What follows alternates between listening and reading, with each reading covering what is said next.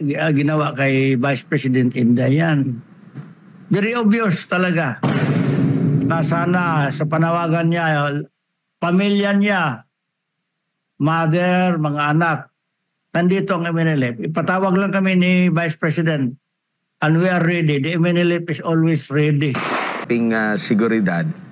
Ang pangalawang Pangulo po ba ay nakikita ninyo, ma-assess nyo ba na walang banta laban sa kanya? Very obvious. Sa tingin ko lang sa lahat ng nakikinig, Assalamualaikum warahmatullahi ta'ala wabarakatuh. Very obvious ang ginawa na magtanggal ng security para the Vice President will be open to any accident, incident, whatever. Vulnerable yan. So, parang ipamukha sa buong mundo na yan, nag-iisa na lang siya, etc. Parang matanggalan ng pwersa, talagang vulnerable siya. So it is a violation yan. Gaano namang kahalaga na yung mananatili sa kanya na security ay meron siyang trust and confidence? Kasi napansin niya, yung pawang mga tinanggal sa kanya, yung matatagal na rin sa kanya, galing sa Mindanao, yun pa yung mga nilipat dito, tapos yung mga meron na mga ibinigay doon, na yung mga natitira, pero hindi siya yung pumili. Gaano kahalaga na meron kang trust and confidence sa yung nakapaligid sa iyo?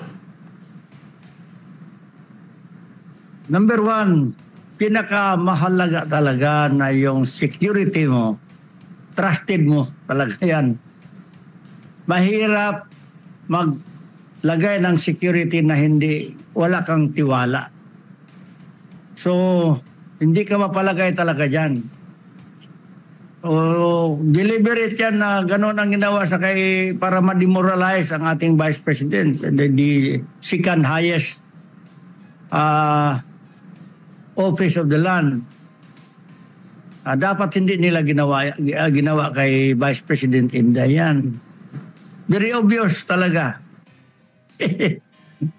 Opo, at si Senador Ronald Bato de la Rosa nag-post po na kumbaga nanawagan sa lahat ng mga nasa o galing ba sa security sector o marunong ng armed combat na willing, no, bayanihan para sa pagbibigay ng seguridad dito kay Vice President Inday Sara. Sinigundahan naman ito ni Senador Robin Hood Padilla at ni Senador Bongo, at nakita ko rin po sa post ninyo na handa rin kayo na magbigay ng seguridad po sa pangalawang Pangulo. Yes, it is incumbent for us, obligasyon namin. Hindi namin pwede mabayaran ang pag-secure ng mga Duterte sa amir namin, ng aming founding leader, Professor Normiswari, na nandito sa Davao. Malaki ang utang na loob namin sa kanilang pamilya. So, hindi kami pwede magpabaya. Kung kailangan nila kami, nandito kami, physically, kasama na mga prayers namin, na sana sa panawagan niya, pamilya niya, mother, mga anak, nandito ang MNLF. Ipatawag lang kami ni Vice President and we are ready. The MNLF is always ready for this one. Anytime. Opo. Ready kami. Ito ang answer namin sa panawagan ng mga mahal natin ng mga senador. Sila Senator Bongo, Senator Bato, at saka si Senator Robin. Here we are, the MNLF. We are ready.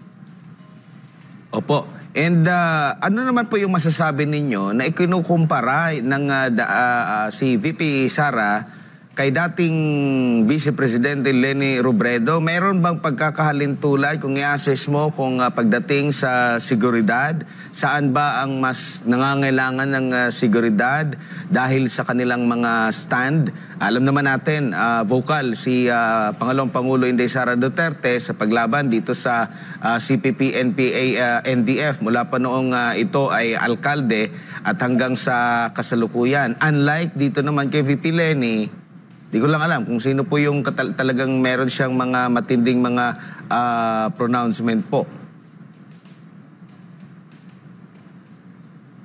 Very dangerous kasi kaya nga nasabi ko vulnerable ang ating mahal na Vice President. Kasi very loud, very vocal ang ating Vice President against sa CPP, NPA, mga kapatid natin dyan sa kabila. Itong NTF-ELCAC na issue, strong ang support ng ating mahal na Vice President. Kaya siguro deliberate na tinanggalan ng security para ayan na, ambusin nyo na yan. So, kasi threat siya, hindi politically, threat talaga siya. As sabi according to the Vice President, obvious naman, wala namang iba, designated survivor yan. Whether we like it or not, she will be the next president. Kung talagang magkaroon ng patas na eleksyon. Kaya parang desperado na.